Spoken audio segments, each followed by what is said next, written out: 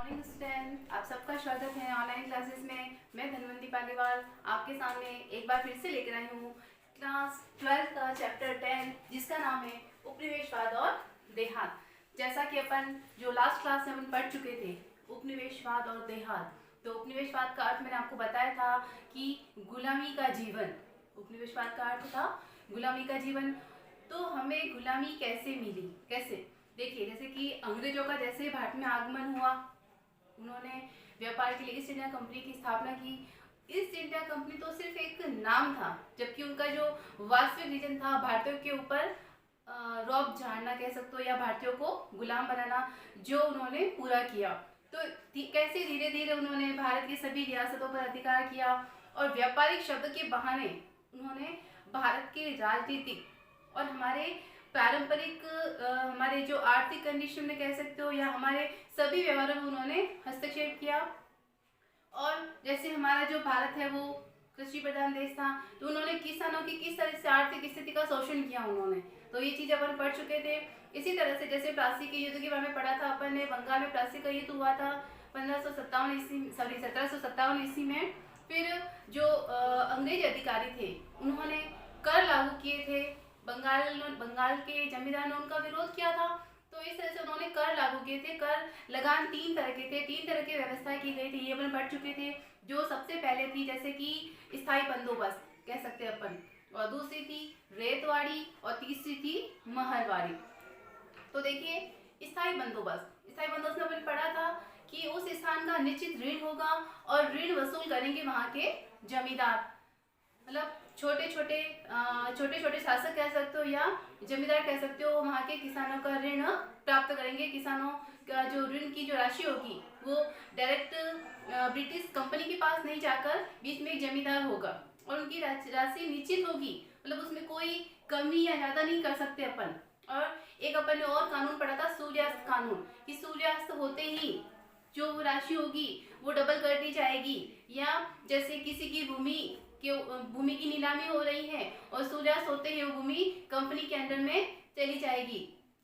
ये सारी जमींदारी व्यवस्था अपन ने पढ़ी थी। और आज अपन पढ़ते हैं जिससे अपना फर्स्ट चैप्टर या फर्स्ट टॉपिक आता है पांचवी रिपोर्ट। तो देखिए, पांचवी रिपोर्ट क्या थी कि जिस तरीके से कंपनी अपने आप को, मतलब भारत के ऊपर किस तरीके से अपना अधिकार जता रही थी, भारत के हर जमींदारी व्यवस्था में कह सकते हो, हर साहूकार के ऊपर कह सकते हो, हर किसान के ऊपर कह सकते हो, किस तरीके से कंपनी अपना खुद का अधिकार जता रही थी। तो जो कंपनी थी इसके ऊपर एकाधिकार हो रहा था इंग्लैंड का।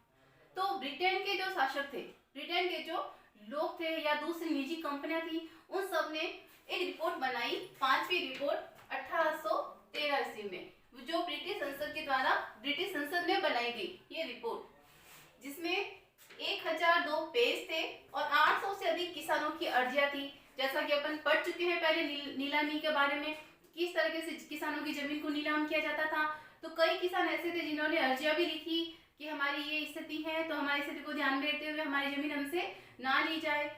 इस तरह की कम से कम 800 से अधिक अर्जियां उसमें मिली है। किसमें? पांचवी रिपोर्ट में। उसमें क्या था, भारत में जो ईस्ट इंडिया कंपनी है उसके ऊपर एकाधिकार जो इंग्लैंड का था, तो ब्रिटेन के लोगों ने उसका विरोध किया। दूसरा, निजी व्यापारी कंपनियों का भारत की ओर आकर्षण, यानी इसमें यह भी था कि जो ब्रिटिश अदर कंपनियां थी, ईस्ट इंडिया कंपनी के अलावा जो दूसरी कंपनियां थी, वो भी व्यापारिक दृष्टि से भारत की ओर आकर्षित होने लगी थी। वो भी चाहते थे कि हमें भी व्यापार करने का मौका मिले। और ब्रिटिश संसद का कंपनी पर नियंत्रण। आखिरकार क्या किया, इस रिपोर्ट के अनुसार ब्रिटिश संसद ने इस कंपनी पर स्वयं का नियंत्रण कर लिया। इंग्लैंड का तो था ही, लेकिन अब ब्रिटिश संसद, जो पूरा ब्रिटेन है, ब्रिटिश संसद स्वयं इसके ऊपर अपना नियंत्रण करती है। अब देखिए, अपन जो सबसे पहले स्थायी बंदोबस्त के बारे में पढ़ चुके थे, बेसिक अपन रेतवाड़ी के बारे में भी पढ़ चुके थे और महलवाड़ी के बारे में भी पढ़ चुके थे। तो दूसरी जो रेतवाड़ी व्यवस्था थी वो 1712 ईस्वी में मद्रास में 1820 में कैप्टन मुनरो के द्वारा लगाई गई थी, ठीक है। और 1818 में मुंबई में रेतवाड़ी व्यवस्था शुरू की गई, यानी कि इसकी शुरुआत तो की है 1820 में कैप्टन मुनरो ने। सबसे पहले इन्होंने 1792 में मद्रास में और 1818 में मुंबई में इन्होंने इसका ट्राई कर सकते हो, यानी एक व्यवस्था लगाकर ट्राई किया इसका कि ये किस तरीके की व्यवस्था है। महलवाड़ी 1822 ईस्वी में लॉर्ड वेलेस्ली द्वारा उत्तर प्रदेश और मध्य प्रांत में लागू की गई। अब देखिए रेतवाड़ी, एक बार वापस आपको मैं समझा देती हूँ, अपन लास्ट क्लास में इसका अर्थ अपन पढ़ चुके हैं वैसे, पर कोई बात नहीं। देखिए रेतवाड़ी यानी रेत यानी किसान, क्या होते हैं? रेत यानी किसान। तो किसानों के ऊपर लगाया गया ऋण। और महलवाड़ी, महलवाड़ी का एक अपन कह सकते हैं कि जो ऐसे जमींदार, ऐसे किसान जिनकी स्वयं की भूमि होती थी और वो जो लगान है वो डायरेक्ट कंपनी के शासक को, कंपनी के शासक को स्वयं किसान ऋण चुकाएगा, ये था महलवाड़ी, है ना। तो ये 1822 ईस्वी में लॉर्ड वेलेस्ली के द्वारा उत्तर प्रदेश और मध्य प्रांत में लागू की गई। अब देखिए किसानों, महलवाड़ी लागू हो गई, रेतवाड़ी लागू हो गई, तो क्या हो गया कि जो किसान थे वो इतने कर्ज तले डूब चुके थे कि काफी किसानों की भूमि भी वहां से मतलब उनके पास नहीं रही, भूमि भी नीलाम हो चुकी थी। जैसे जो वर्तमान के जो राजा थे उनका भी ऐसे हुआ था, उनकी भी काफी भूमि नीलाम हो चुकी थी, कुछ भूमि शेष बची थी जो उन्होंने अपनी माँ के नाम की थी। तो उसी तरीके से सारे लोगों के पास, जैसे किसानों के पास भूमि नहीं रही तो वो घर से बेघर हो गए, या जो पहले भाड़े पर काम करते थे वो सारे लोग संथाल लोग थे जो पहाड़ी इलाकों में जाके बस गए। अब बेचारे क्या करेंगे, जिनके पास नहीं तो खुद की भूमि थी, नहीं खुद की खेती थी, नहीं खुद के मकान थे, तो वो लोग पहाड़ों पर जाकर बस गए। तो पहाड़ों पर या संथालों का आगमन पहाड़ियों पर कब हुआ था? 18वीं सदी में पहाड़ियों पर।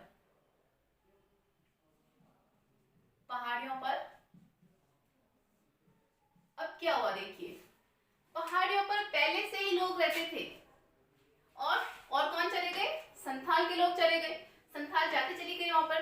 तो इन दोनों के आपस में कुछ टकराव हो गए और धीरे धीरे क्या हुआ, संथालों ने उस भूमि को साफ करके, उस बंजर भूमि को ऐसा किया, ये पूरा कचरा साफ किया और उसको जला दिया, और उस जले हुए कचरे की क्या बन गई? राख बन गई। और उसी राख को वहां पर बिखेरा और वहां पर उन्होंने क्या की? खेती की। तो उस बंजर भूमि को भी उन्होंने उपजाऊ बना दिया, जिसको अपन कह सकते हैं झूम खेती, है ना, वो झूम खेती। हालांकि पहाड़ी लोग और संथाल लोग दोनों झूम खेती ही करते थे, फर्क कितना था, ये कुदाल से करते थे और ये हल से करते थे, कुदाल और हल, ये भी अपन पढ़ चुके हैं। तो संथालों ने क्या किया, धीरे धीरे वो जो अपना एरिया था वो इतना बढ़ा लिया कि 1832 में जो राजमहल के निचले वाला भाग था, यानी जो उन्होंने अपने अंडर में जो जमीन ले ली, यानी संथाल लोगों ने अपनी भूमि का या अपना भूमि क्षेत्र इतना बढ़ा लिया कि उस भूमि को कहा गया दामिने कोह। दामिने कोह, इस वर्ड को आप अच्छे से याद रखना, एग्जाम में ये वर्ड देखकर भी पूछा जाता है कि दामिने कोह का अर्थ क्या है। तो संथालों द्वारा बढ़ाया गया विस्तृत भूभाग, या संथालों ने जो अपनी भूमि बढ़ाई जिसको कहा गया दामिने कोह। अब देखिए संथाल जाति ने इतना प्रोग्रेस कर लिया तो इससे क्या हुआ कि जो कंपनी के जो शासक थे उनको थोड़ा अच्छा नहीं लगा, तो उन्होंने क्या किया, संथालों पर इतना ऋण लगा दिया, किसानों को इतना ऋण लगाकर इतना बोझा उनके ऊपर डाल दिया कि बेचारे अब अपना घर चलाना तो बहुत दूर की बात रही, अपने घर में अपने परिवारजनों को खाना तक नहीं एफर्ट करवा सकते थे। तब क्या किया, संथाल लोगों ने कंपनी का विद्रोह किया, जिसे कहा गया संथाल विद्रोह। अब देखिए ये देहात लोग थे, देहात यानी पहाड़ी इलाकों में रहने वाले लोग देहात लोग थे, जिन्होंने 1855 से लेकर 1846 ईस्वी में ये विद्रोह किया। इसका नेतृत्व किसने किया? इसका नेतृत्व किया सिद्धू तथा कान्हू ने। ये दो व्यक्ति ऐसे थे, सिद्धू तथा कान्हू, जो देहात लोग थे, वे इनको ईश्वर के द्वारा प्रदत्त दूत मानते थे कि ये ईश्वर के दूत है। कौन? सिद्धू और कान्हू। इन्होंने अंग्रेजों का विरोध किया और कहा संथालों की जो उन्होंने इस विद्रोह में क्या डिमांड की, देखिए उनकी क्या मांगी थी, उनका शोषण बंद किया जाए। इन्होंने ये जो विद्रोह किया संथाल विद्रोह, इसमें इनकी डिमांड्स क्या रही हैं, इनकी मांगे क्या रही है, सुनिए। उनका शोषण बंद कर दिया जाए, उनकी जमीन वापस दे दी जाए, जो उनकी जमीन ऋण नहीं चुकाने की वजह से नीलाम हो गई है तो उसको संथालों को वापस दे दिया जाए। थर्ड नंबर, उनको स्वतंत्र जीवन जीने दिया जाए।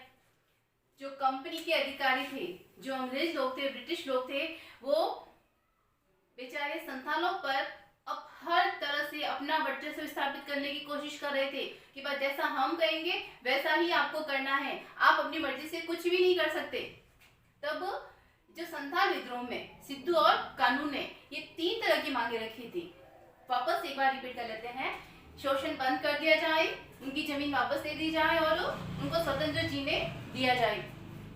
अब देखिए देहात में विद्रोह का दमन। अब देखिए इन्होंने विद्रोह किया देहातियों ने, लेकिन इसका दमन भी हो गया। विद्रोह में तो आप लोगों को पता है कैसे किया, कि उन्होंने क्या किया कि उनके घर जला दिए, वो फाइलें जला दी जो जिसमें उन्होंने सब ऋण का लेखा जोखा रखा था। तो देहात में विद्रोह का दमन कैसे हुआ कि जब देहातियों ने विद्रोह किया तो अब ब्रिटिश शासकों के पास तो बहुत से आधुनिक कह सकते उपकरण भी थे, आधुनिक हथियार भी थे, लेकिन देहातों के पास ये सारी चीजें नहीं थी। तो इस तरह से उन्होंने देहातों का दमन कर दिया, उनको मारा कुचला, उनको मतलब हिंसात्मक तरीके से उनके साथ व्यवहार किया गया, ये विद्रोह होने पर। दूसरा, फ्रांसीसी बुकानन। अब ये सारी बातें हैं जो हमारे फ्रांसिस बुकानन हैं, ये जो यात्री थे जो भारत आए थे, भारत की यात्रा करने के लिए, उनकी समयावधि रही 1794 से 1815 तक। ठीक है, उन्होंने इतने वर्ष तक भारत में, और वे शल्य चिकित्सक भी रहे थे हमारे भारत में। तब उन्होंने ये सारी चीजें बताई कि जो पहाड़ी लोग थे, जो देहात लोग थे, उन्होंने किस तरीके से विद्रोह किया, उसका क्या परिणाम रहा। थर्ड नंबर, नई राजस्व प्रणाली। अब नई राजस्व प्रणाली कैसे, ऋण प्राप्त करने का नया तरीका। पहले तो अपन ने पढ़ा था स्थायी बंदोबस्त थी, लेकिन नई स्थायी प्रणाली में उन्होंने क्या किया है कि रेतवाड़ी व्यवस्था को शुरू कर दिया। रेतवाड़ी कैसे, पहले तो जमींदार थे जो किसानों से ऋण लेंगे और कंपनी के मालिक तक पहुंचाएंगे, कंपनी तक पहुंचाएंगे, लेकिन फिर उन्होंने क्या किया कि जो किसान होगा वो डायरेक्ट कंपनी तक अपना ऋण पहुंचाएगा। थर्ड नंबर, राजस्व की मांग और किसान का कर्ज। उन्होंने क्या किया, राजस्व की मांग को भी और अधिक कर लिया, और किसान थे जो बेचारे कर्ज के तले डूब गए, इसी से भी तो उन्होंने विद्रोह करना शुरू किया। अब बेचारे कर्ज दे दे के भी कितना कर्ज देंगे, तब उन्होंने आखिरकार क्या किया कि मरना तो वैसे है ही, तो क्यों ना इसका विरोध करके ही मरे हम। तब उन्होंने कंपनी का विरोध किया। नेक्स्ट है, अब जो कंपनी थी, कंपनी ने क्या किया, ऋण नहीं मिलना। अब किसानों ने कह दिया हम ऋण नहीं देंगे, बस आपको जो करना है वो कर लो, वैसे भी तो आपने हमारी जमीन ले ली, हमारा घर ले लिया, तो हम ऋण कहाँ से दे, हम ऋण नहीं देंगे। इस तरह से भी उन्होंने कंपनी का विद्रोह किया। अन्याय का अनुभव।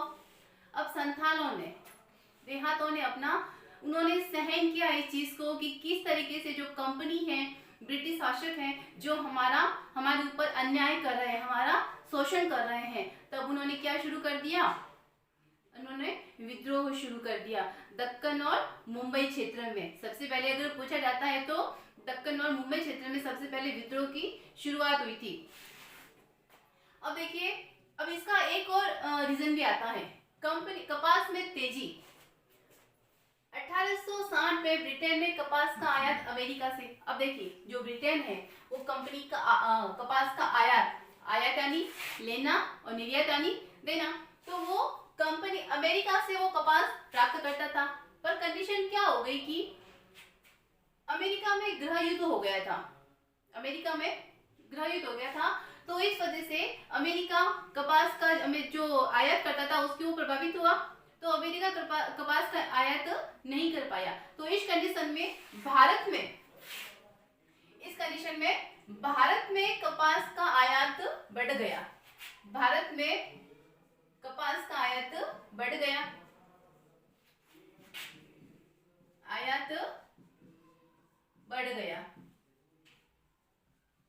इससे किसानों की स्थिति अच्छी हो गई। लेकिन जब अमेरिका में गृह युद्ध समाप्त हुआ तब वापस अमेरिका से कपास का आयात शुरू हो गया।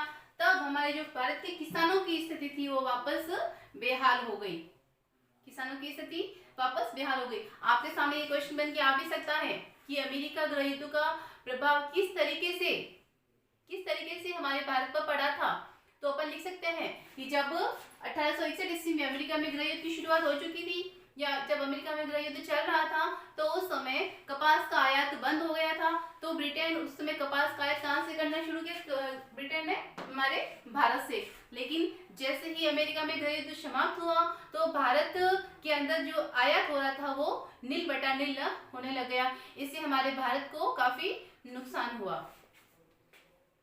और एक और पॉइंट अपना बच गया था। 1857 में ब्रिटेन से कपास आपूर्ति संघ की स्थापना की गई।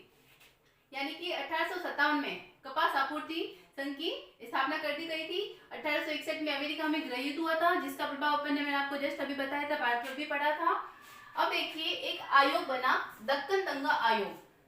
अब हुआ क्या, जब ये आयोग कह सकते हैं दंगा चल रहा था, मैंने आपको अभी बताया था दक्कन दंगा, मुंबई में जो दक्कन में जो दंगे चल रहे थे या विद्रोह चल रहा था, तो मुंबई सरकार ने उसके ऊपर विशेष ध्यान नहीं दिया। सबसे बड़ी सरकार थी मुंबई सरकार की, मुंबई सरकार ने इसके ऊपर ध्यान नहीं दिया। तो फिर भारत सरकार द्वारा दबाव डालने पर जो हमारी जो भारत सरकार है उसने मुंबई सरकार के ऊपर दबाव डाला और मुंबई सरकार ने एक आयोग की स्थापना की, जिसमें जो आयोग कहलाया दक्कन दंगा आयोग। इसमें ये बताया गया कि जो विद्रोह हो रहा है उसका उत्तरदायी कौन है। तो उन्होंने बताया कि दंगे का उत्तरदायी जमींदार व साहूकार को बताया, क्योंकि साहूकार तो थे ना जिन्होंने कर वसूल करने की जो अलग अलग तरह की नीति अपनाई थी, यानी जो कंपनी की तरफ से काम करते थे, तो उन्होंने जमींदारों व साहूकारों को दंगे का उत्तरदायी बताया। तो इस तरह से आज हमारा चैप्टर पूरा होता है,